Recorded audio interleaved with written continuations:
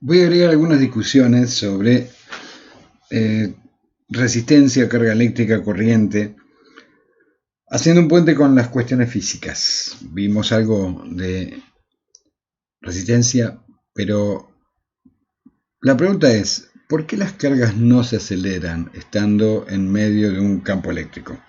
A ver, lo voy a decir así. De alguna manera, una manera que tenemos de generar un campo eléctrico constante es mediante placas de un capacitor. Si yo tengo placas positivas acá y negativas acá, lo que tengo está fuera de proporción porque las placas deberían ser mucho más grandes que la distancia para poderlas considerar infinitas, pero en ese caso tengo un campo constante entre placas y campo cero afuera del capacitor. Como el campo es constante entre placas, lo que tengo es que el potencial es una línea recta. Entonces va a haber un valor de potencial acá y a partir de ahí el potencial empieza a caer linealmente hasta que llega al potencial bajo que está acá. Piensen que es como si fuera una cuestión de energía potencial, ¿no? Energía potencial por unidad de carga, acá lo estoy comparando. ¿Por qué va gradualmente? Porque acuérdense que el campo era la derivada de b respecto de x, y acá si el campo es constante, esto tiene que ser una recta. Era menos, ¿no? Me estoy olvidando del signo, por eso, si bien la pendiente es negativa, el campo es positivo hacia allá. Esa sería la idea. Pero bueno, teniendo en cuenta eso, si tengo un campo ahí constante, en realidad es equivalente a tener una fuerza constante cuando pongo una carga de prueba. Entonces yo pongo una carga de prueba acá, con una fuerza constante, que esa fuerza constante es Q por E, se aceleraría. Y claramente entre placa de un capacitor se aceleraría. Y si tengo una especie de analogía acá de lo que sería la energía potencial de un cuerpo, soltar un cuerpo acá implicaría una aceleración. O sea, energía potencial y libero. Sería el perfil de un contorno de alturas diferentes. ¿Por qué no se acelera? Porque en principio no estamos en el capacitor. Esto sería además con aire, con vacío entre placas. Porque hay otro tema que nos puede complicar. Resulta que yo cuando tengo un conductor, había dicho varias veces previamente que dentro de un conductor el campo es cero. Y entonces, ¿habrá diferencia de potencial o no? Ojo, en el conductor el campo es cero en equilibrio. Cuando está, le da la parte electrostática. Ahora, cuando agregamos forzadamente una diferencia de potencial mágicamente dado por la energía de la pila, yo voy a estar obligando a que dentro del conductor haya una diferencia de potencial igual que esta. O sea, si acá hay cargas positivas y acá hay cargas negativas, o sea, si esto sería potencial positivo y potencial negativo, la diferencia de potencial dentro del conductor también va a ser una línea recta si el conductor es homogéneo, obviamente. Y va a ser parecido a lo de arriba. Está forzado, obligado por las condiciones de contorno. Acá tiene que haber un potencial, acá tiene que haber otro, y en el medio hay una variación lineal. Entonces, como yo había dicho que una carga libre, imaginemos una carga positiva libre dentro de un metal, es como si se moviera en su pecera libremente, resulta que se nos genera un conflicto que hay que revisar, porque esa carga libre con un campo ahora no es más cero, ahora el campo es constante adentro. Provocado, adentro de un campo constante, provocado por la diferencia de potencial, no por las placas del borde de conexión, es todo metálico esta vez, todo conductor va. El tema es, efectivamente, si yo tuviera que algo que esto fuera efectivamente espacio vacío, la carga se aceleraría debido a la aplicación de la fuerza. Pero lo que sucede es que a nivel interno de la resistencia, lo que hay es choques permanentes que provocan algo equivalente al rozamiento. Entonces voy a recordar un poco. O sea, no se aceleran porque hay una especie de rozamiento y particularmente de rozamiento viscoso. Entonces voy a recordar algunas cosas de rozamiento que corresponderían más a mecánica. Quizás las vieron, quizás no. Alguna cosa recordarán. En realidad hay dos tipos de rozamiento básicamente y Uno es muy sencillo en cuanto a ecuación, el otro tiene alguna pequeña vuelta más. La fuerza de rozamiento por fricción era la más sencilla, la que suele calcularse al principio. Entonces yo tengo un cuerpo y digo que hay rozamiento sobre la superficie, lo que digo es que va a haber frente a cualquier cosa, fuerza aplicada, una velocidad constante o lo que aparezca, una condición que cambie el equilibrio, aparece una fuerza de rozamiento. Vamos a imaginar que esta es la fuerza que tira. Aparece una fuerza de rozamiento que era una constante, normalmente se la nota como mu, por la normal. La normal en este caso sería el peso, es en realidad lo que está apretando las dos superficies. Cuanto más apretada es normal a la superficie, por eso se lo llama normal. Bueno, esta fuerza, fíjense que no depende de la velocidad, es siempre constante. Entonces, frente a que hubiese una fuerza de rozamiento, si esta fuerza es menor que la de rozamiento, eso no se mueve, y si es mayor, se mueve acelerándose. Ahora hay otro tipo, este es por fricción. Hay otro tipo de rozamiento en los sistemas mecánicos, sobre todo los que afectan a fluidos, que es el rozamiento por viscosidad. En el rozamiento por viscosidad, la fuerza de rozamiento no es proporcional a una constante, como es en ese caso es la normal, sino que depende de la velocidad, es proporcional a la velocidad, es una constante por la velocidad. Entonces, si yo tengo acá un líquido viscoso, también podría ser simplemente el aire, ¿no? Tengo acá un líquido viscoso y dejo caer una pelotita. En el momento en que la suelto, la fuerza que provocada por el peso, ahí hay una cuestión también relacionada con el hecho de estar dentro del líquido, que habría un empuje, pero no importa, hay una fuerza que lo empuja que lo va a tender a acelerar. El tema es que, hagámoslo en aire, así no me meto en lío con eso, que quizá lo vieron, quizá no, alguna cosa agregaré. Dejo caer un cuerpo en la atmósfera. Resulta que cae, tiene una aplicación de una fuerza M por G. ¿Qué rozamiento viscoso hay cuando esté quieto? Ninguno.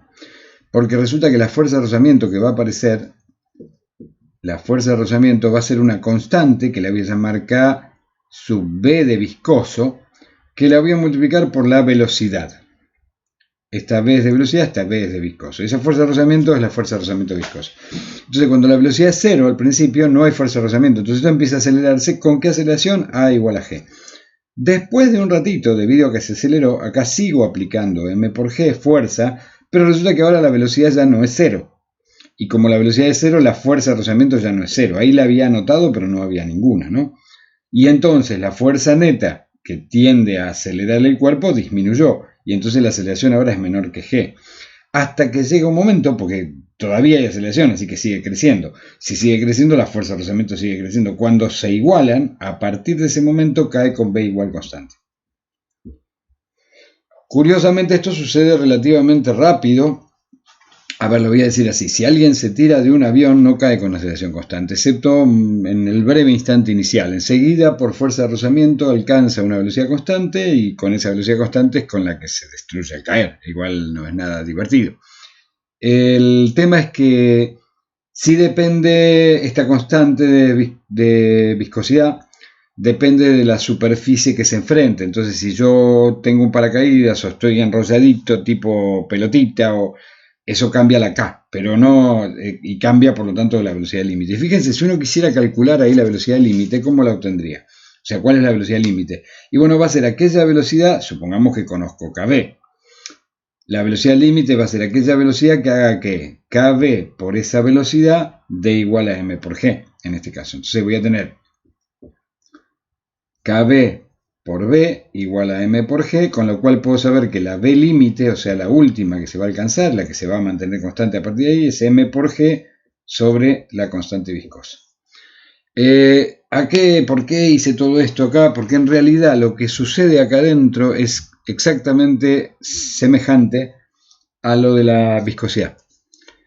Estas cargas, debido a los choques internos, es una cuestión estadística, terminan comportándose de una manera en la cual el rozamiento promedio es proporcional a la velocidad que tienen las cargas, a la velocidad promedio neta de movimiento. Con lo cual, a pesar de que habría una fuerza que tiende a acelerarlos, ese efecto de viscosidad termina provocando que esas cargas se mueven con una velocidad constante, que es la que termina relacionándose con la corriente. Entonces, mucha vuelta para los comentarios, pero bueno, que quiero hilar varias ideas que me parece importante que vayan razonando y pensando. La cuestión es que en el caso de circuitos, entonces, lo que voy a tener es algo equivalente a lo que era la fuerza en ese caso, que va a estar relacionada o con el campo o con el potencial, porque va a haber una relación. Acá, como es constante, la diferencia de potencial y el campo van a tener una relación de proporcionalidad. Lo que era ahí la velocidad límite va a estar relacionada con la I, por lo menos a nivel conceptual, ¿no? Y la constante de viscosidad va a estar relacionada con la R. Entonces va a haber una relación, en el otro caso, a medida que la constante de viscosidad es mayor, resulta que eso provoca un cambio en la velocidad límite, tal como acá una resistencia mayor provocaría un cambio en el sentido de una caída en la corriente. Eso hace entonces que, a pesar de que uno sepa que físicamente una fuerza tendería a acelerar, en el caso de un conductor, esa aceleración se convierte en una velocidad constante por este efecto de viscosidad interna. El libro, el Serway, en realidad, en el capítulo 27, hace una referencia, que después les sugiero que miren un poco, en el sentido de que hace suposiciones de un modelo. Eso es en el punto, está en el 27.3, no recuerdo ahora la página, enseguida si se los muestro los buscan, pero habla de modelo de conducción eléctrica. Y entonces hace una especie de modelo. No es necesario que lo miren con todo detalle. Si quieren, sí, obviamente, pero no voy a evaluar esto. Pero es un modelo como si fuera estadístico, de imaginar partículas, imaginar los choques, ver qué pasa, y termina deduciendo dos cosas. Por una parte es que efectivamente termina habiendo algo equivalente a una velocidad constante de desplazamiento, que va a derivar en una corriente, porque ahora voy a discutir algo más sobre eso. Y termina diciendo que si se cumplen las hipótesis del modelo respecto de qué pasa con los electrones cuando chocan, son hipótesis como de un armado, un modelo matemático. En ese caso, si se cumplen los de ese modelo que está imaginando de estructura, se da como relación que el movimiento de las cargas, o sea, lo que sería el movimiento de las cargas, va a estar relacionado con I, perdón, quería decir, la resistividad del material o la resistencia del material total no dependen del campo eléctrico aplicado.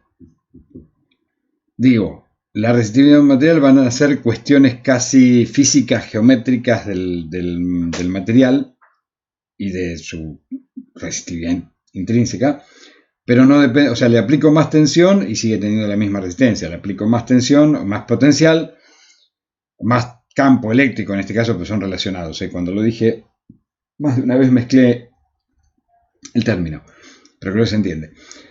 Si voy aplicando más potencial, en realidad igual genero también más campo eléctrico, pero no depende del campo eléctrico. Los materiales que cumplen entonces esas condiciones del modelo serán los materiales que se llaman óhmicos, pero no lo son todos.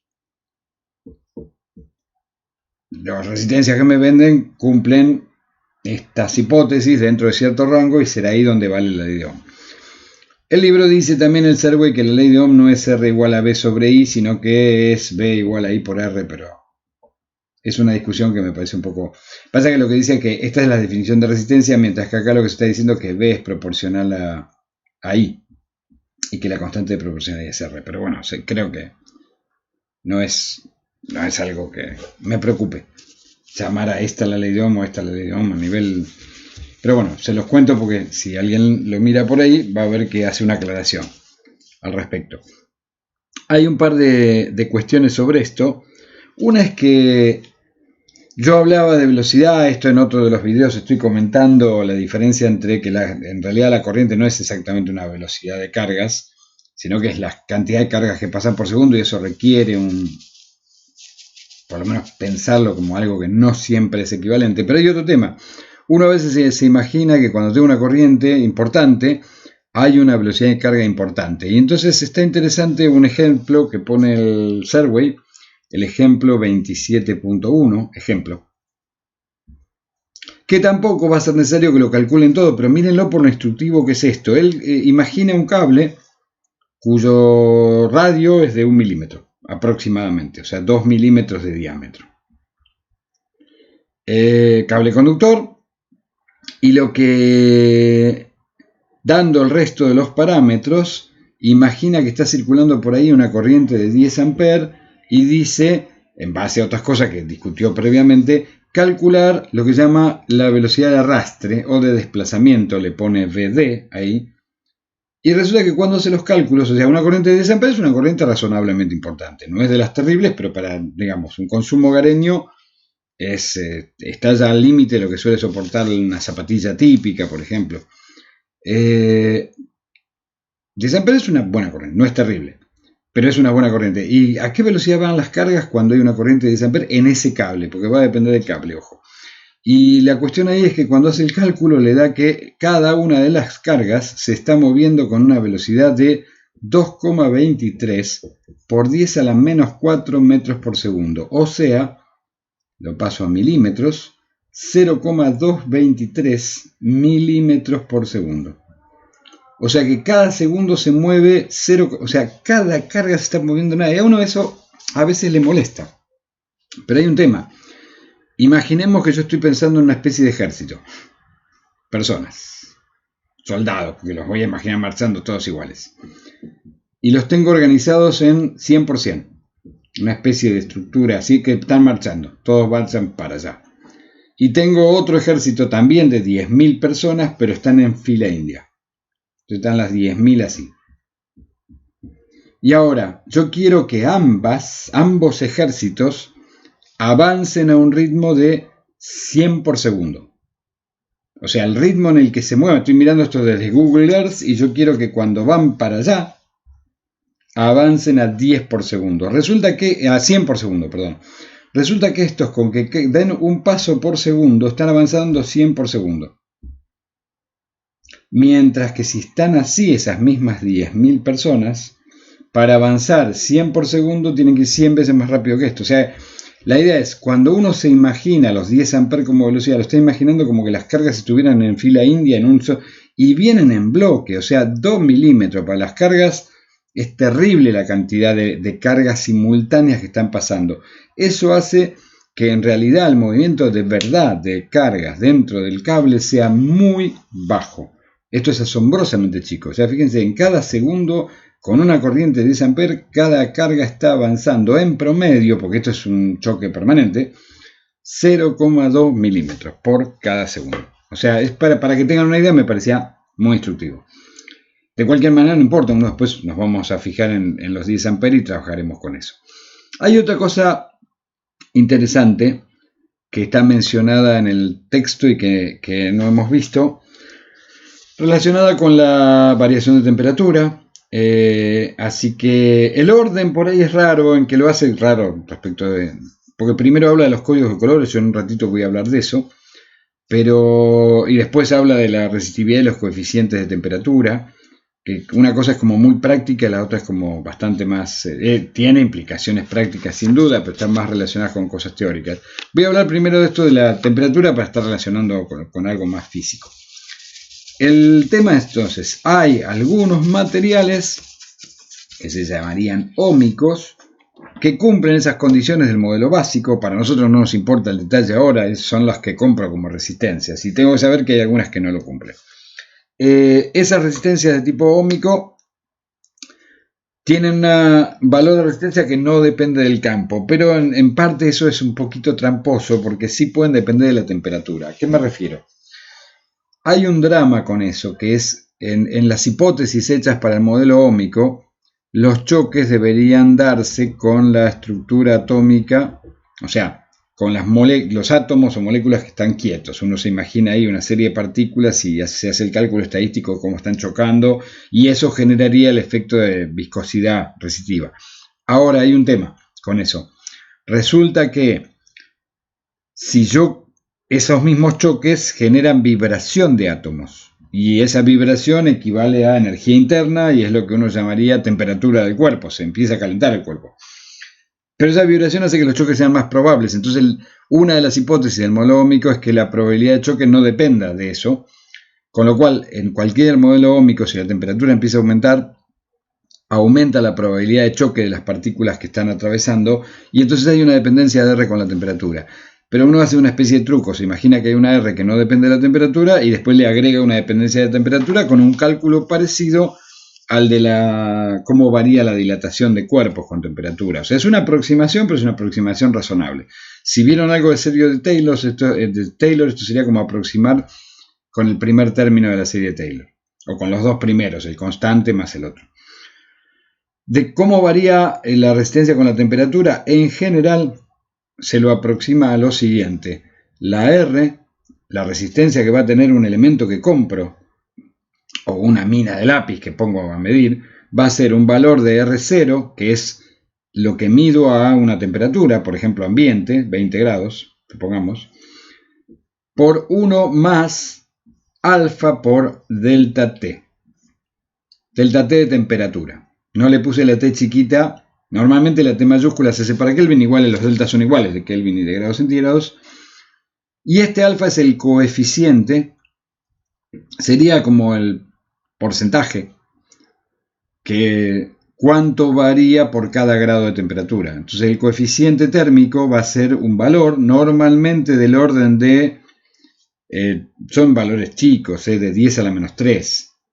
Del orden de 10 a la menos 3, 1 sobre grado centígrado, porque después lo multiplico, o grado Kelvin. 1 sobre Kelvin lo multiplico por Kelvin. Ese coeficiente es el que viene en tablas y el libro lo está dando en la tabla 27.2, esto sí anoté la página, de la página 758, si no me equivoco, o 55. Anoté, pero no fui cuidadoso al anotar. Pero bueno, lo pueden buscar por ahí. Hay una tabla que me da los coeficientes, creo que se los puedo mostrar, me parece que lo tengo acá. Vamos a pasarle un segundito, entonces cambio al libro. Y dije, si no me equivoqué,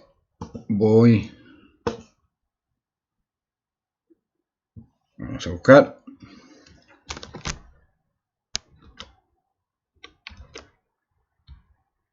$7.58 creí que era.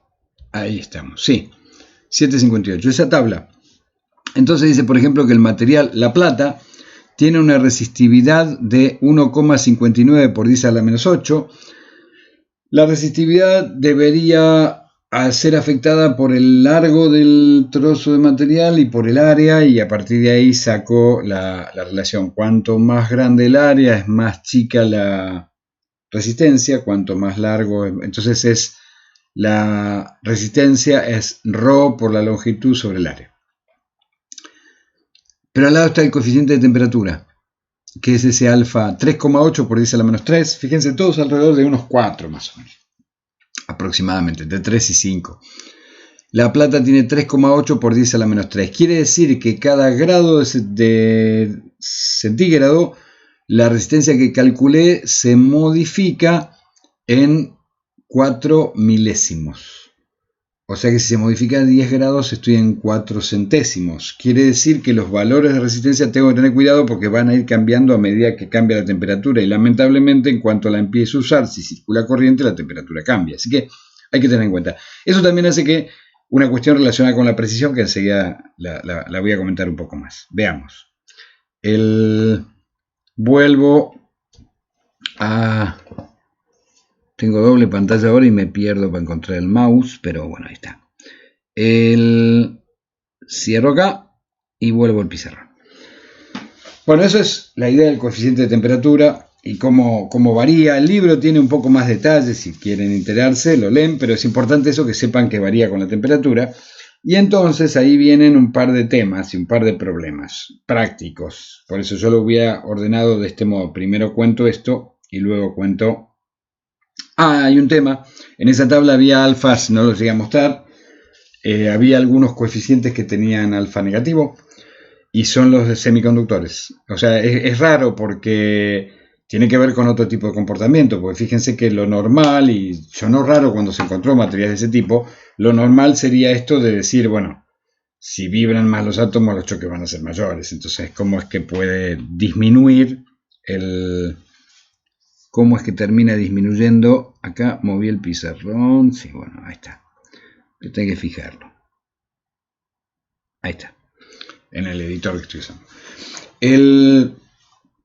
Yo les decía esto de que coeficiente negativo de temperatura significa que a más temperatura terminan chocando menos. Es una cosa rara, pero tiene que ver con el modo particular de esa situación extraña. Acuérdense una idea, semiconductor no es un conductor a medias. Es un muy buen conductor en ciertas condiciones y un muy mal conductor en otros, y eso permite controlarlo y hacer algo especial. Porque el nombre es horrible. Semiconductor parece que está a medio camino. No es un mal conductor.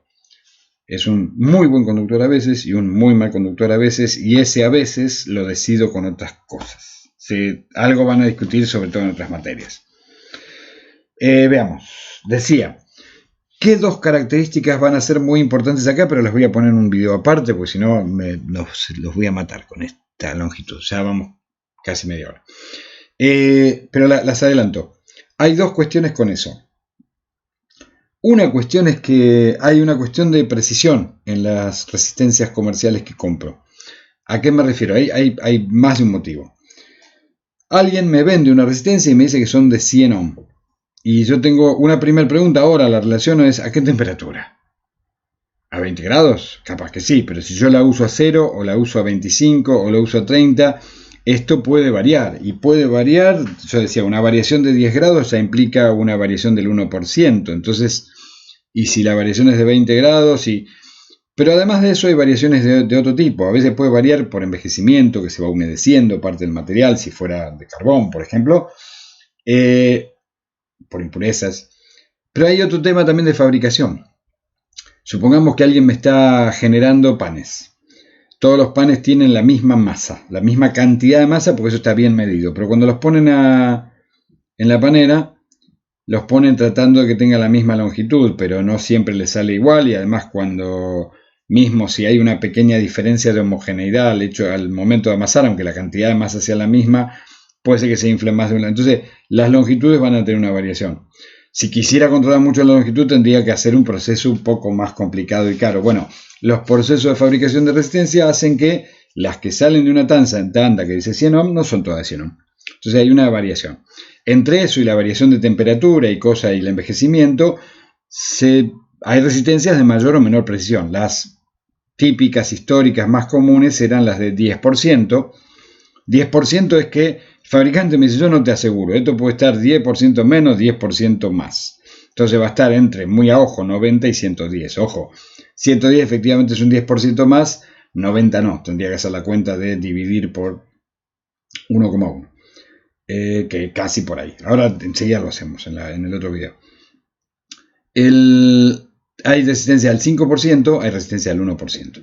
Obviamente las del 1% son un poquito más costosas, igual las resistencias son baratas, se venden en cantidad, pero bueno, es una cuestión a saber. Las más típicas tienen una tolerancia del 10%, que sería en principio que no me aseguran mucha variación. Si uno las mide a temperatura ambiente y sin recién sacadas, van a ver que aún las que se fabrican hoy, que me dicen que son del 10%, andan muy cerca de 100, pero es algo a tener en cuenta, y sobre todo que cuando lo use va a ir variando, por ejemplo, con esto que veíamos de la temperatura. Un tema entonces va a ser esto, de que esa tolerancia va a ser importante a la hora también de definir qué resistencias me venden. Van a ver, no tengo todos los valores. Yo voy a una casa de electrónica y pido una de 132 y se me ríen. No existe. Y pido una de 120 o una de 111 o una de 225 y no existen. Lo discutimos dentro de un rato. Hay solo algunos valores de resistencia comerciales que puedo comprar. Entonces eso lo dejo para el siguiente video. El otro tema que está relacionado con algo de esto es que una vez que se eligieron solo, por ejemplo, no vale la pena poner más de 3 cifras. Si tengo el 10%, por ejemplo, ni loco.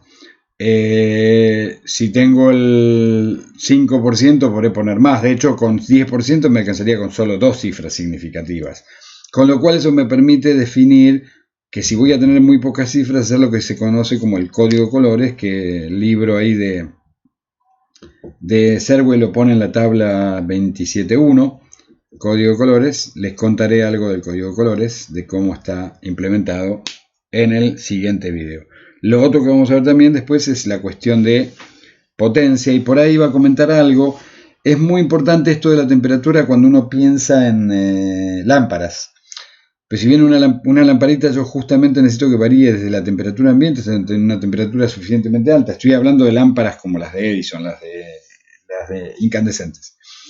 Que aumente de temperatura tanto como para que emita luz, y entonces esa variación hace que la resistencia que mido en frío no se parezca o tenga una variación muy grande respecto a la resistencia que mido cuando está a alta temperatura. Así que simplemente que a veces en cierto tipo de ejercicios, problemas, no me acuerdo si lo hace Boystad de este modo, uno pone una lámpara y le asigna una resistencia equivalente, pero hay que saber que, ojo, varía con la temperatura, así que hay que ver de cuál estamos hablando.